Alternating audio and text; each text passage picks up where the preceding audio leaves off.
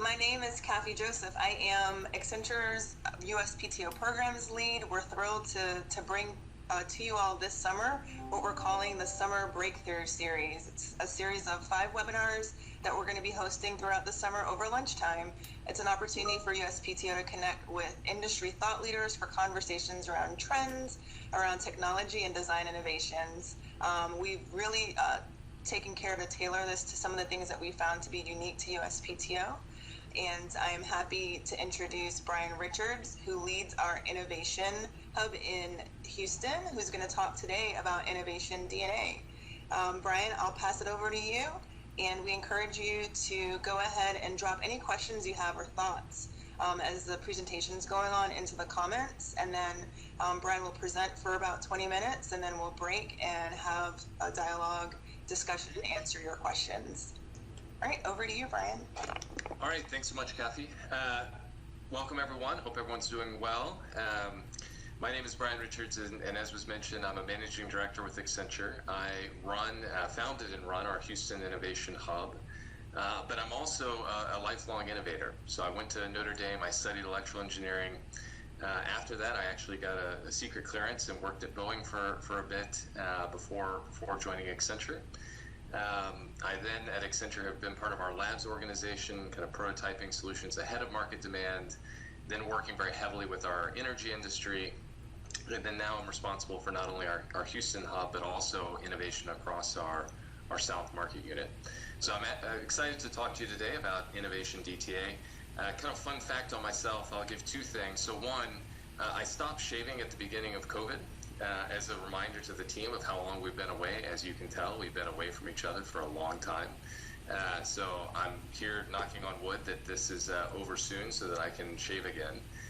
The second fun fact about myself is I actually have 12 patents for various work that I've done over the past 14 years or so.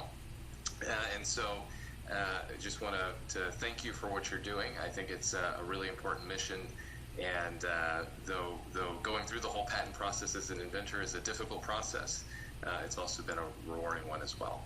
So with that, let's get started. So one of the things that I always like to start with is why innovation. Innovation as a term is used an egregious amount, and this idea of we need to innovate, we need to drive change, and within kind of the corporate landscape, but also for yourself as an agency that is gathering fees and kind of self-funded to drive your mission. There's a lot going on right now in the broader marketplace that is causing people to have to pivot very rapidly in a way that I have not seen historically at the pace that we're talking about right now. And so, what that really comes down to is disruption. And there's kind of multiple types of disruption happening. We have kind of big bang disruption. So, for example, the mobile phone, right, coming in and just, displacing and disrupting numerous different things. But then we also have compressive disruption, things that are slower and a little bit more insidious, where it's slowly eroding profit margins for a lot of different companies. And that value is being captured through tech companies or through software or elsewhere. And so a lot of folks are talking about the need to pivot their business in this continuous fashion. And it kind of breaks down into these 3 core areas. They need to transform the core of their business to free up cash to be able to invest in growing their core business, and then being able to scale new businesses. And so from my work and doing a lot with utilities and energy companies and travel companies and so forth, this is becoming an incredibly important thing, right? How do they transform their core business, leveraging innovation and really building a DNA of change within their culture? That has historically not been the case. Oil and gas companies, for example, which do plenty of innovation, but they haven't always viewed it as this continuous change to scale new businesses. And so they haven't had that kind of culture of risk-taking and of doing new things. And so, one of the things that I had the great pleasure of leading was an innovation strategy for the city of Houston. And so Houston, when you think of kind of great American innovative cities, Houston is probably not at the top of your list. You may think of Boston, you may think of DC or San Francisco. Houston, though, we've got a large port, we've got one of the world's largest medical centers, we've got the oil and gas industry, we've got a large petrochemical industry. Um, but we had to look and say, well, what really drives impact to create this kind of innovation DNA that we want as a city and that our companies want to be driving? And it all comes back to they all want to drive impact. They want to be able to drive that pivot. They want to grow new businesses. They want to have this risk-taking mindset of trying new things. And so this question immediately comes up of, well, do I need the entrepreneurial talent, or do I need to fund projects differently? Do I need to build an innovation lab? Do I need to build new delivery methodologies? And so we researched about a dozen cities. We looked at several dozen companies and said, well, what really is driving this impact? And, being an engineer, it was easy to kind of say, let's break this into an equation, right? What are the things that are actually driving it? And so you'll notice this equation, these things all cancel out. So talent times the collisions per talent times the resources per collision times the impact per resource, you're left with impact. And it's a multiplication equation for an important reason. I'll talk about that in a second. So when we talk about talent, how do you have the right skill sets, mindsets, and diversity of talent to create your innovative culture? And so the skill sets are pretty easy to put your finger on. I need design talent, or I need development talent, or I need domain expertise. The mindsets are much more difficult, right? I need an entrepreneur. I need someone who's willing to take risks, someone who's going to try new things, who's going to question the status quo, who's going to ask what if or why not. And then finally, diversity is, I need people not only who bring diverse backgrounds, but also who have, various ways of looking at problems. Some may come from a gaming background or a technical background. Others come from other areas. I need to assemble this talent that's the right mix of the skill sets, diversity, and mindsets that come together. But all the talent in the world won't drive an impact unless they're able to collide with customers, with partners, and in the right space across business silos. And so this idea of collisions is very different than, say, collaboration. Collaboration is me talking to people I already know just in a new way, right? Such as with Microsoft Teams. Collisions is interacting with people who think differently, view the world differently, have different backgrounds, etc. And so my collisions with customers who are actually using my products, my collisions with partners, I may work with one partner, but have I brought in Microsoft or Amazon or Google? Am I working with the tech startups, the venture ecosystem, folks like that? Then, if I bring those people together and they collide, if I don't have the right resources, so the capital, the sponsorship, and the infrastructure, there's no fuel to add to that fire. So I need this talent. I need them to collide with my customers and partners and across my own business silos. But then I need to fuel them with the right capital, the right sponsorship, and the right infrastructure to be able to drive the innovation. And the infrastructure meaning things like, are they on the cloud? Do they have access to all the data they need? Do they have access to the latest tools? Can I sponsor them? So senior leader in the organization who's saying, I support this idea and I'm going to help make it a reality. Am I funding with a multi-year mindset, or am I funding with more of a venture mindset and a growth mindset? And then I need that impact, because if I fund it, it doesn't drive value. I have to be able to execute the project, scale it up across my business units or my markets, and communicate that success to the rest of the world and the rest of the organization. And the really interesting thing about that is, the reason it's a multiplication equation is if any of these things go to zero, the whole thing goes to zero. So I can hire all these brilliant people, but if they don't collide with customers and partners, there's no value. Or if I do that and I don't fund them in the right way or sponsor them, there's no value. If they can't scale it and execute, there's no value. And so we're seeing this challenge of how do you create the culture that brings all these things together? Because part of the reason it feels like innovation is this unbelievably, narrow path and full of mistakes and challenges is because one or more of these elements falls away, right? Or even in an ecosystem like in Houston, we have great talent, but we're spread across 11 counties and we don't have the way of which to drive more of the collisions. And we're a private equity talent, not a venture capital talent. And so we're having to solve for these specific areas. Now you'll see this mural on the right-hand side. This is, in our hub here in Houston, the astronaut holding the armadillo, carrying the flag of Houston, the flag of TCRI. But you also notice in the visor this fish, right? And the reason for the fish is it talks about culture. And it's a story that I tell about how companies and organizations can get off track by focusing on the wrong things. And so when you think about culture, you think about a lot of things, but let me tell this story quickly. So I took my daughter to go see Finding Nemo, right? And if you haven't seen it, it's a story about a fish. That's all you really need to know for the purpose of this, but I'm going to assume most people have seen Finding Nemo at this point. And after taking her to the movie, the first thing she asked me for is, hey, can we get a fish? Unsurprisingly. And so after a couple weeks of kind of constant, can we get a fish, Dad? Can we get a fish, Dad? Can we get a fish, Dad? I finally broke down and said, yeah, let's get a fish, okay? But if we're going to get a fish, let's not get a goldfish or a betta fish. Let's get real tropical fish. And so I spent a lot of time kind of looking at, all the different classes of fish and categories of fish and types and size, and large and small and saltwater and freshwater and so forth. Made my decision, bought the tank, got the fish. And it was incredibly hard to keep them alive and get it going, and I did. But what you find real fast when you have fish is that it's not about the fish at all, right? Ammonia, nitrate, pH, temperature, salinity, if any of these are off, the penalty is death and a crying daughter, okay? Which is kind of like death in some cases. So what does that have to do with innovation? People always focus on the fish, right? They always focus on we need some blockchain, we need some 3D printing, we need some of this, some video analytics. They rarely focus on the culture that needs to sit around that to enable it to thrive. So what they do is they take that blockchain fish and they toss it into the tank of the company, and then they're shocked to find that it's dead 3 months later and say, well, there's no value in this thing, out it goes.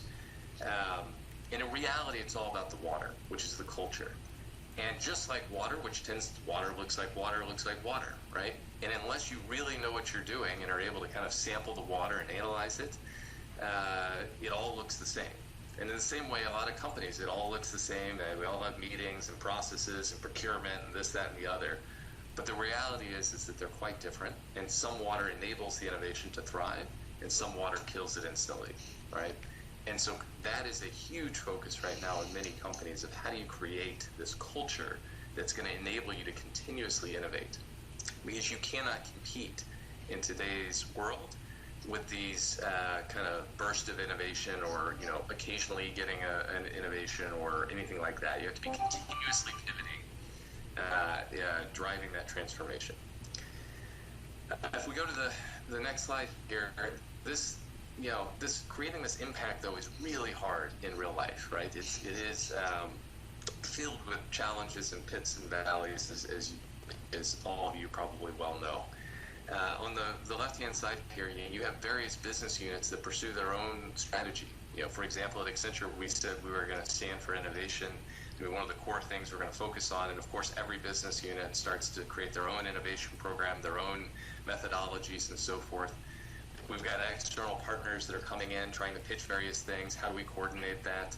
And then it's got to align to our corporate strategy, which is also, misalignment. And I always use the question of, well, would it be used on an earnings call, right? Would it be something that we would want to highlight on our earnings call as something that's truly innovative?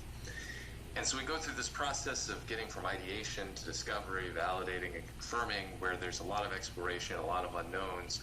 That's to pass through this valley of death to get to where we're then exploiting that. We're actually growing that idea, launching it, sustaining it, maturing it, etc.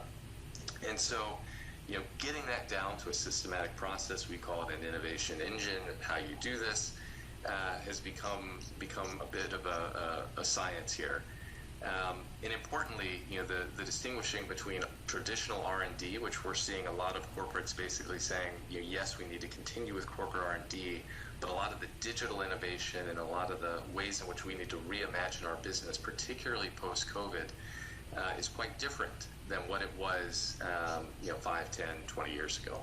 And so we need to be ever more focused on this idea of not just inventing, but innovating as well, and taking all the digital tools, platforms, capabilities, etc., and using them to reimagine our core business.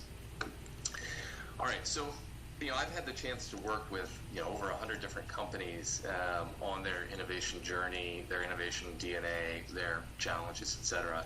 And I thought I would just share kind of a top 10 list to end our discussion here of what have I learned from doing that And some of it may be helpful to you, and some of it may not. But there certainly has been a lot of learnings in terms of my own career. The first is that when you sit across enough companies and enough industries and you look at this, the business challenges generally are the same, and so are the ideas, right? And I always like to tell folks, if people get very secretive, this is my idea and I don't want people to know about it, and it's super secret. And then you have a meeting with another company or another organization. They go, "This is my idea. It's super secret. I don't want people to know about it." And you're like, "Well, it's 95% the same thing, but okay." And you go and you keep seeing that play out. Now, that's not to say that there's not truly original, unique ideas out there. But truth be told, the ideas are not the differentiating part. A lot of the differentiation today is on how you're able to execute, the speed you're able to execute, your ability to get it out to the market quickly.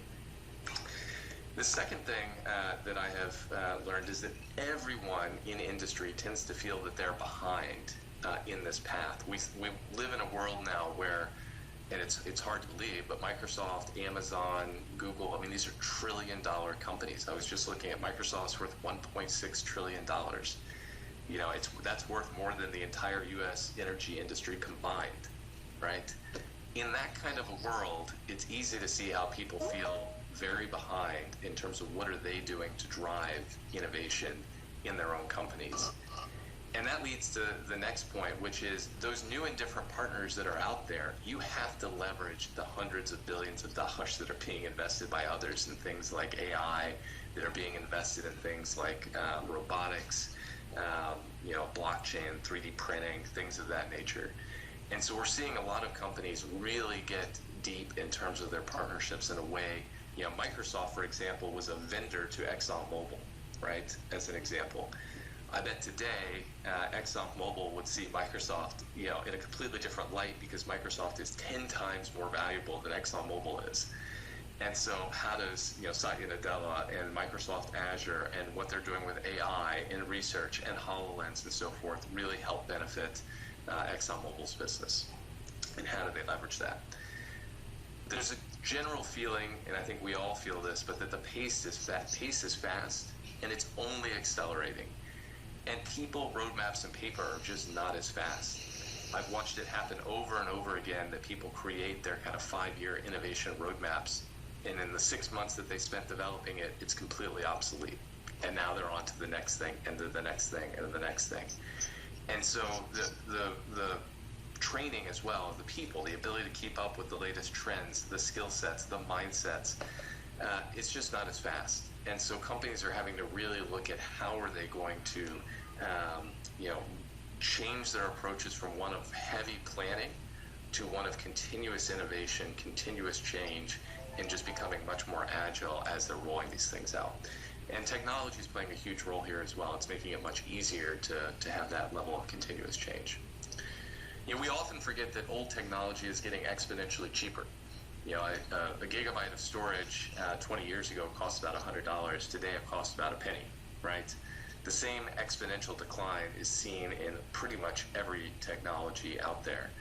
And so, given that's the case, many companies have looked at various things in the past and said, this does not make sense. We can't have satellite connectivity. It's too expensive. We can't use drones. It's too expensive. We can't afford, this business case doesn't justify 3D printing in this particular case. But as the costs come down exponentially, it opens up tons of new things. But we often forget about it. We're on to the next thing, the next innovation. And so we're seeing a lot of companies start to pivot and say, let's also look at the older technology that's out there, because it's just as big of an innovation that a gigabyte of storage is a penny as it is, or actually it's free, right, compared to what it was 20 years ago. The next one is that it does require different skill sets, and those skill sets are scarce, but it also requires different mindsets, and those are even scarcer. To find people who want to be a corporate innovator or a government innovator, to take risks, to push boundaries, to drive new thinking within a large organization is relatively scarce. People tend to want to have kind of, what's my role, what am I going to go do, how am I going to be measured, those kinds of things. And this ambiguity that's required within innovation is quite scarce. And so what I've always encouraged folks is, as you're posting these roles, don't just think about the skill sets. You can always, you have 5 years of this, 10 years of that, but do you have the right mindset to be successful as a corporate innovator? Driving this reimagination and scale continues to plague, as do the methods. People, the number one thing I hear from CEOs is that they're not able to scale their innovations. It's not that they don't have good ideas, it's that they can't scale. Organizational home is everywhere and nowhere. So if you say it's a strategic, innovative technology, if it's strategic, maybe it sits with the CEO or the chief strategy officer. If it's innovative, maybe it sits with the R&D group, right? If it's technology, maybe it sits with IT. And so we see just this constant swirl of who's accountable for driving the innovation agenda at the company, and how do they partner together holistically to drive that. Culture continues to be listed as the biggest barrier. It's all about the people, right? It's all about having the people who can drive that innovation capability within your organization to create that water to make you successful. And then the last is that the real differentiation between the companies that are driving innovation successfully and capturing value and those that are not are those that are able to drive the right culture and to drive the right pace with technology integration. Right? Those are the ones who really differentiate themselves relative to the peers. So hopefully, we only had 20 minutes here. I was right at, I think, 20 minutes, but gives you a little bit of the flavor of kind of this need to pivot, this epic disruption that's going on, why that's so impactful, the TCRI equation, what are some of those ingredients that help drive that impact, and the problem of if they go to zero, what that means. Then that journey of how you get from the ideation all the way to scale and kind of the valley of death you got to pass through. And then just some of these learnings of what's going on in the market and how companies in particular are trying to respond to that, I hope is helpful to you guys. So with that, let me stop and ask if there's any questions, and Coffee, back over to you. Yeah, thanks so much. And see that we have about 6 minutes, so just a couple of quick wrap-up things. If people are able to stay on the line, please do. We'll welcome you to come off mute and ask your questions directly to Brian. If someone has to hop off and you have a question, please pop on now. And then when we're done here, we'll send you a follow-up that will include the slides. We'll also send out a recording so you can share it with your peers who couldn't make it, and also a copy of our innovation white paper that's been tailored for USPTO and how you can connect with Brian or myself later. So with that, we'll open it up for any questions from the group, and please feel free to come off mute and pop on your camera and join the conversation.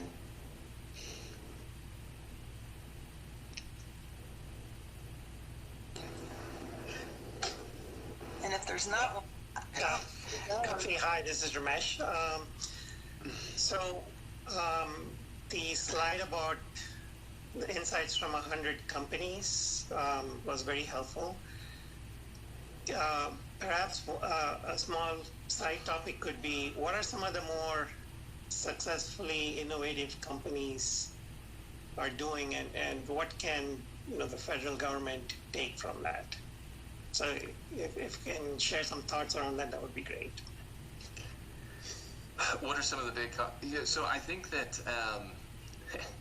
one of the things that's happening is this recognition of the difference between R&D, IT, and innovation, right? And so specifically, there are certain things that lend themselves well to the scientific method. There are things that lend themselves well to engineering methods. And then there are things that lend themselves well to creative methods. And so the successful innovators are ones who are kind of building a portfolio of capabilities in each of these three buckets, right? So they've got their R&D focused on science, they've got their engineering capability and kind of continuous improvement in their products, and then they've got this creative method that they're building out. The most successful ones are the ones that partner, right, and that are focused on speed and customer impact more than they are about kind of internal silos and internal competition. So the number one thing that I would take away is, and the only time I've ever spent at the federal government, I worked for the Secret Service on a project for 6 months living in DC, but there's a lot of how do you leverage the unbelievable assets that sit within the federal government? And again, I don't know that this is possible, but how will we shift a mindset of essentially, having more cross collaboration between the assets and capabilities that sit between those different agencies. Again, I'm probably saying something that's blasphemy and impossible, but that's what most successful corporate innovators are doing, is breaking down the silos between their business units and saying, guys, I can't have this competition sitting between this one and this one, because when we compete against ourselves, we lose against the outside. And so we need to be able to leverage the best of what we've got and work as one. Thank you. Hey, Brian, this is Dan. My question revolves around, towards the bottom of your slide, is about the people, because it's always about the people. And Kathy knows this. Kathy knows this, working around within OCIO and really within PTO now, as we're really going through this transformation of the way we're delivering, developing technology. But what is I'm interested in, to Ramesh's point about the technology side of it. What have you seen, or in the cases, because you just described it, right? We have this behemoth of a federal structure, and people just don't talk. I mean, we try to talk. There's intent to talk. There's groups and seminars and forums and webinars and lunch and learns and these things, right? How many of this went out to in OCIO? And there's probably 10 of us on the call, right? I mean, but so my question is, what's your takeaway on these to start that? I like the matrix you had about the innovation ideas to exploit, and then you referred to it as the what is the no man's land or the dead zone or whatever it was in the presentation. But that's kind of where I feel we are. We're in this no man's zone. What can kickstart it into that next level? A moonshot. Yeah, right? That's what we say is when the CEO, and again in the corporate space, when you say the CEO says we are going to do blank, right, and everyone's going to align as an organization to innovate around this grand challenge, right, and that breaks down all sorts of barriers. And so people have different names. They'll say these are war efforts. They'll say that they're, moon shots or Mars shots, because we've already been to the moon, so it's a Mars shot, right?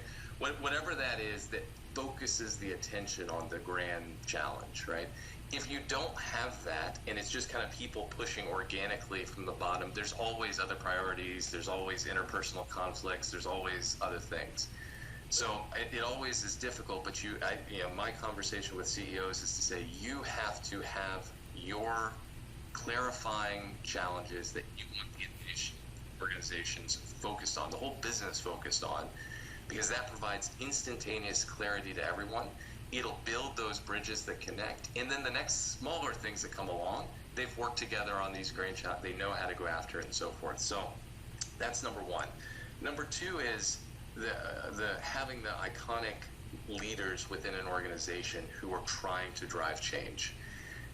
Any successful innovation organization, they always have a handful of people, and usually one, iconic leader who is really trying to purposely drive change and has the reputation and credentials and capability and so forth to make that happen. And so for some people, they've got to go hire that person and kind of enable them and empower them. For others, it's about promoting them and kind of putting them in that position. But you got to have someone who's kind of got the mission, the fire in them, et cetera, to go make that happen. So those are kind of the two things that I've seen, Dave. Got it. Thanks. Hey, if I could expand on that, and just from my perspective, working with OCIO, I'm Mike Ramos, the technical lead on patent AI prototype. I'm also Accenture Federal's rapid prototyping lead. What I like seeing in OCIO is, the focus for, new ways of working, but really how autonomy is a part of that, and the focus there for how we structure, how you're all structuring the product teams, and enabling autonomy through, where we are today in terms of technology, and again, as it relates to the CIO organization, is, automation that's backed by your own principles and your own standards that you can ingrain with, seamless DevSecOps integration that can feed, automation that all streamline into, kind of the same endpoint in ways where you want autonomy, but you want everybody working towards the same thing. You want everybody working towards, the mission. Everything should align up the value stream towards the mission. And, technology and the way OCIO is taking it on, I think it's certainly the right approach. And then, just figuring out, okay, well, how can we better this, right? Eliminating, taking the theory constraints and eliminating all bottlenecks where they come up. That's where, you can have like micro innovation and micro disruptions.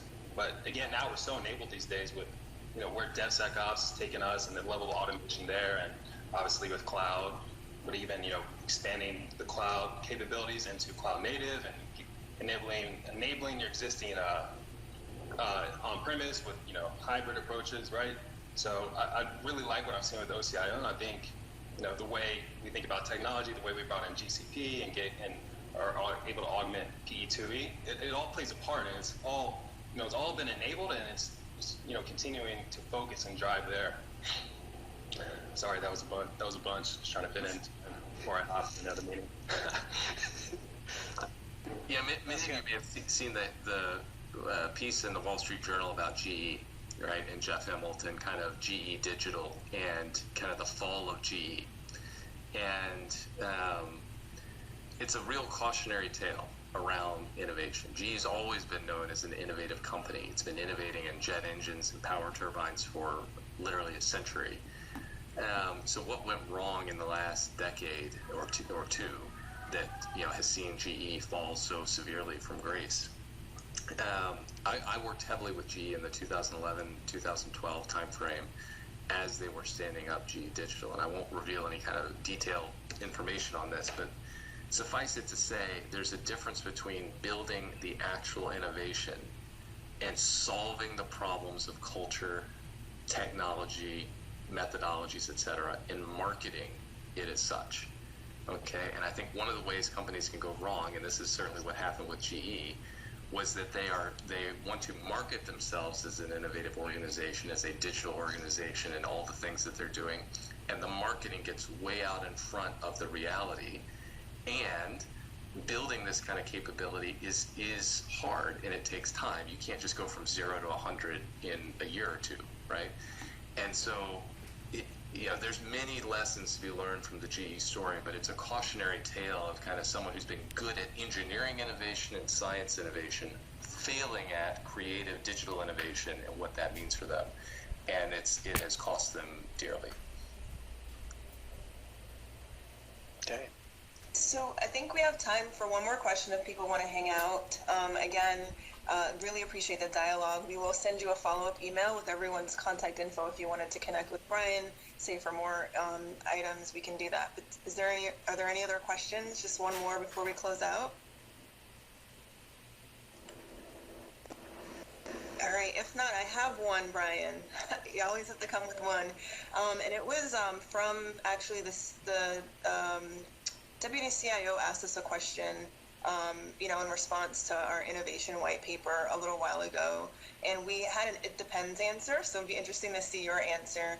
And her question was just, since we've engaged with the C-suite of so many companies and organizations, where is the innovation hub or innovation center? Who owns or houses or leads innovation? I heard you talk about, organization is everywhere and nowhere. So just would love to hear your thoughts on that. I know you mentioned IT R&D and innovation as the buckets, but just thoughts on who owns it, who's accountable for it, where, Well, there's as many answers as there are companies, right? I mean, it is highly diverse. But I will tell you that the most successful ones tend to be those who have either the R&D organization or the IT organization owns standing it up in the muscle, and then the business, right, the business units have to fund it, essentially bringing the projects in.